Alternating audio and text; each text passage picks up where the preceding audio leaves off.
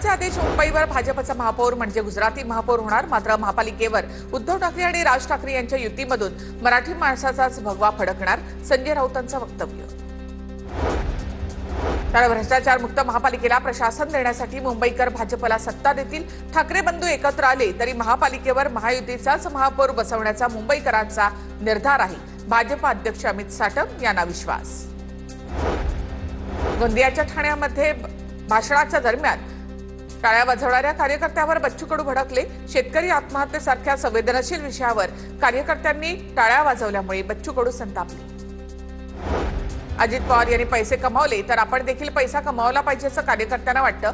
अजितदादांच्या व्हिडिओवर बच्चू कडू यांची प्रतिक्रिया। नागपुरात उद्या विदर्भातील प्रमुख ओबीसी समाजाची बैठक। नागपूरच्या रवी भवनामध्ये महत्त्वाची बैठक होणार। विजय वडेट्टीवार, सुधाकर अडबोले, किशोर लांबट उपस्थित राहणार। भाजप खासदार नारायण राणे यांना जसलोक रुग्णालयामधून डिस्चार्ज। 2 दिवसांपूर्वी झालेल्या तातडीच्या शस्त्रक्रियेनंतर राणेंची प्रकृती स्थिर असल्याची माहिती। तळेगाव ग्रामपंचायतीचा निधी रोखल्याचा आमदार दादाराव केचे यांचा आरोप। निधी न दिल्यास जिल्हाधिकारी कार्यालयापुढे उपोषण करण्याचा केचे यांचा इशारा। इंडिया आघाडीच्या संसदेमधील प्रमुख नेत्यांची 8 सप्टेंबरला बैठक। उपराष्ट्रपती निवडणुकीच्या पार्श्वभूमीवर बैठक होणार।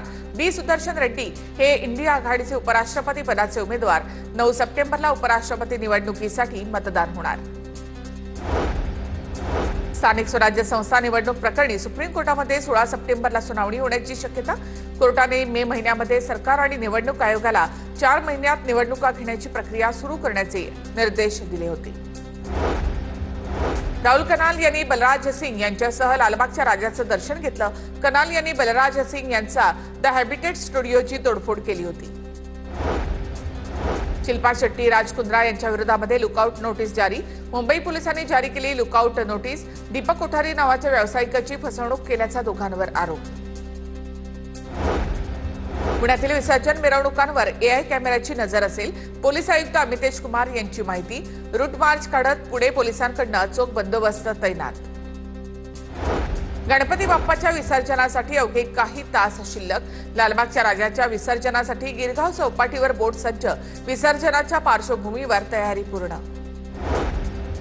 मुंबईमध्ये गणपती विसर्जन मिरवणुकांसाठी श्रॉफ बिल्डिंग सज्ज। गणेश मूर्तीवर लढाऊ विमान राफेलच्या प्रतिकृतीमधून पुष्पवृष्टी केली जाणार। ऑपरेशन सिंदूरमधील जवानांना मानवंदना दिली जाईल। मुंबईतील छत्रपती शिवाजी महाराज आंतरराष्ट्रीय विमानतळावर ढोल ताशांच्या गजरामध्ये गणपती बाप्पाची पालखी काढण्यात आली। गणपती विसर्जनाच्या 1 दिवस आधी काढण्यात आलेल्या पालखीमध्ये मोठी गर्दी। आणि एक महत्त्वाची